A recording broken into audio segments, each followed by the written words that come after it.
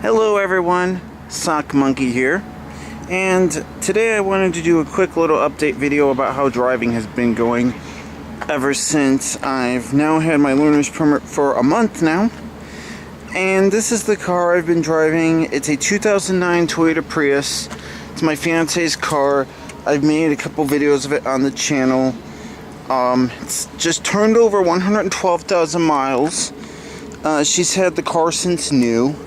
And the reason I'm outside of the car, first of all, is I did want to show you, I did get into a very minor incident on Saturday. This is Tuesday the 27th, so that was on Saturday.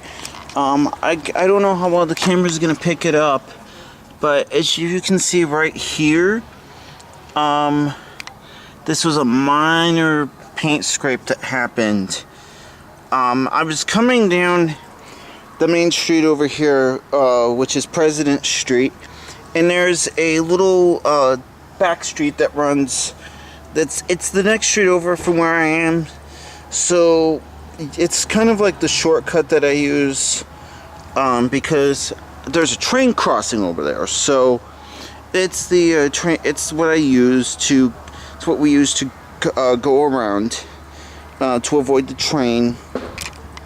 And I was coming around, there was a blue, there was like a Honda Odyssey that was coming around the, he was coming northbound, and I was heading, no, he was coming westbound, westbound, and I was heading eastbound, and I didn't judge the space correctly, and I collided mirrors with a parked Chevy Malibu. Now, as you can tell, there's a scrape here, there's a scratch here. My fiance's not too concerned about it. I, of course, was freaked out about it. The mirror did its job. As you can see, it looks like there's another couple scrapes here.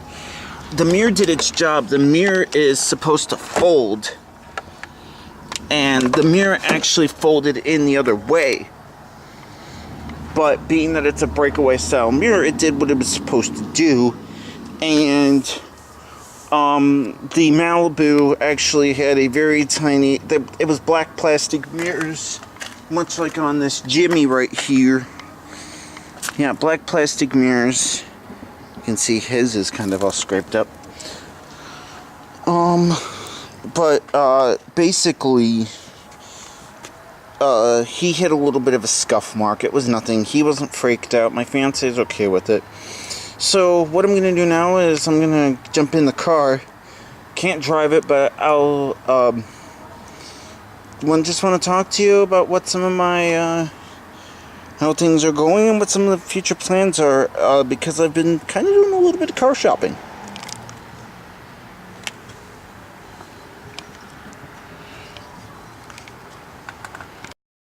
Alrighty, so we're back in the Prius right now, and other than that little mishap, driving's been going really well. I've been enjoying it. I've been doing my commute, which is 6 miles every day from here to my work, and then my fiance takes over the rest to her work, and then she comes to my office, and then I continue the rest of the way home.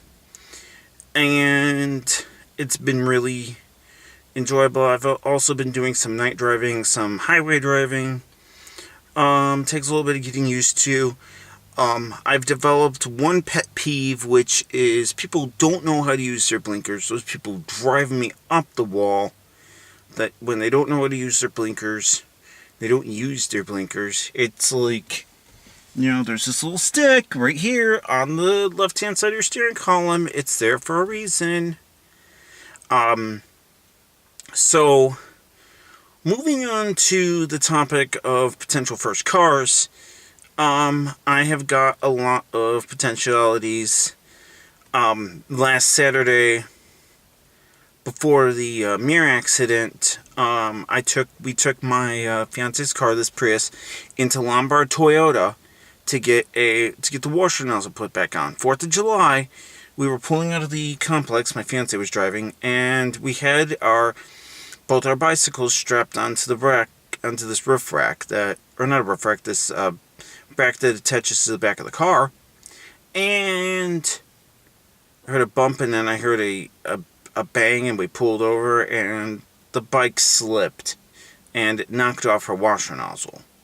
So had to get that replaced. And also a coworker of mine, and of course I forgot to do this on Saturday.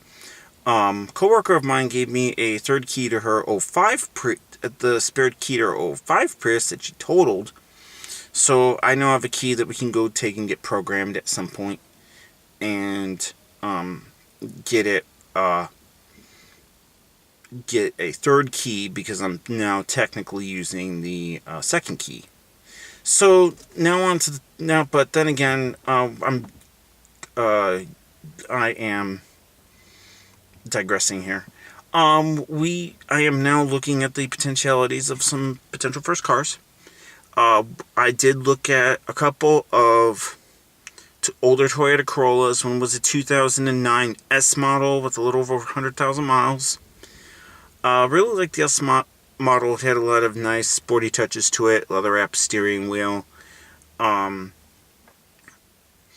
And then there was a 2010, which had about 86,000 miles, and that one had a sunroof, but I'm kind of like meh about, do I really care about having a sunroof? It's nice, but I'm not 100% sure if I want one.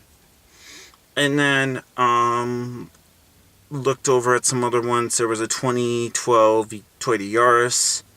That was a nice car. It didn't have cruise, though. And then there was a 2009 Chevy Aveo. And I'm not crazy about the Aveo. My mother-in-law has one. It's not a very good car.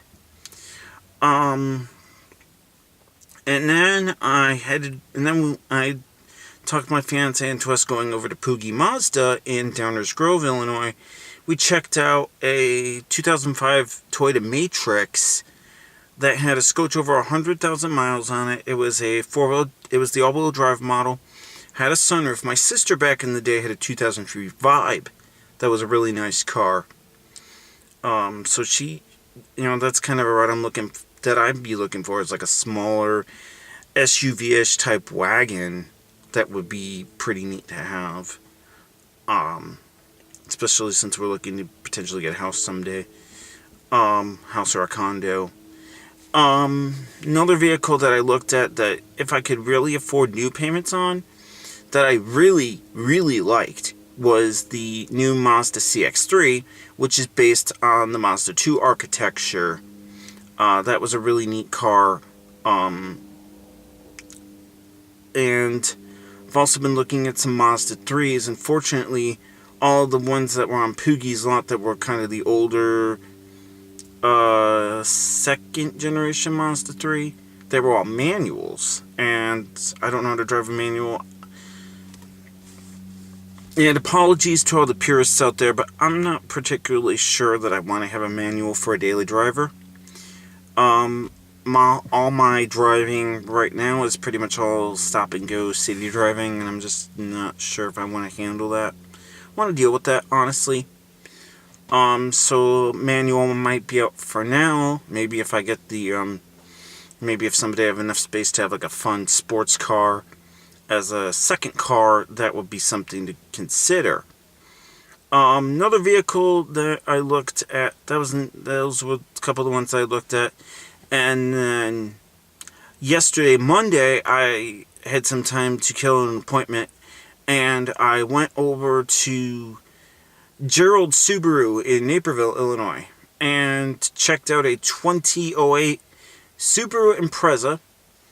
Now, I kind of have a soft spot for Subarus. My godmother back in the day had a 92 Legacy, and she was really happy with it. She had that car for quite a long time.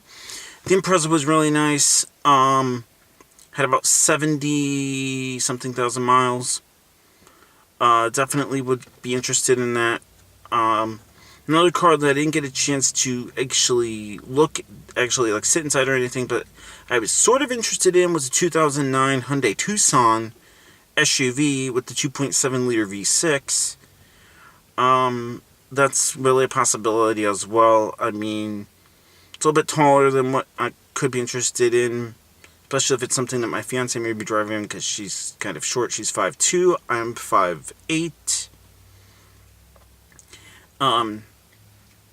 Another car that I did see, but I kind of was reticent about because of reliability issues, is they also have a 2003 Jaguar X-Type all-wheel drive in a really nice Adriatic blue.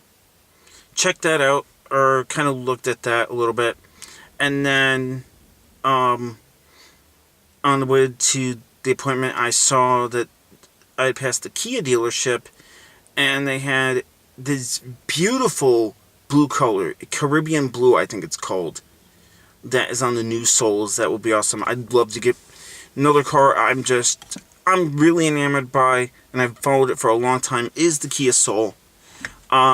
There's a video that was done a long time ago that my dad test drove one at the Chicago Auto Show. It was a 2012 Soul Plus with a 2-liter inline 4. That one's really nice. I would definitely consider the Kia Soul is definitely one of the ones on my short list. It's a neat car. Out of the boxy kind of cars that have been coming out, the Cube, the Scion XB, the Soul is definitely my favorite by a long shot. They also had a Honda Element, which I really do like, but that particular one was, again, a manual. So, headed over after my appointment, headed home because I was riding my bicycle and I had a big glass jar in my backpack that I had purchased for the sand ceremony at my upcoming wedding. And I headed myself over to Drive Time in Lombard, Illinois. And it's kind of a funny story. I went over there, wanted to check out a couple cars. There was a Scion IQ, which is a little 4-seater, kind of looks like a smart car, but it's not a smart car. Go over there, ask the guy for the keys. Car doesn't start. Battery's dead. So, okay, no big deal. There's a Mazda 2 sitting next to it. I want to check that out. Battery's dead. I see a first generation Honda Fit. Want to go check that out. Battery's dead. So, I'm just starting to get like, what the heck's really going on here? And he's making an excuse that, oh, well, small cars, the batteries drain faster. I'm not particularly sure if I believe that. But, one car that I was really impressed with was a very loaded Kia Forte. That was a 2010, I want to say, 2012. It had a little over 100K on it, but it was loaded. It had leather seats. It had heated seats. It had cooled seats for the driver. It had the UVO infotainment system thingy-bobber. It had a sunroof. It had push-button. It had keyless access and ignition. Really a nice car. It was also in a really cool blue color. So that is something else that I would potentially look at, a loaded Forte. Because those are really neat cars in a loaded up form. So, enough of me rambling. Thank you all for watching, and I hope you have a good one. Take care.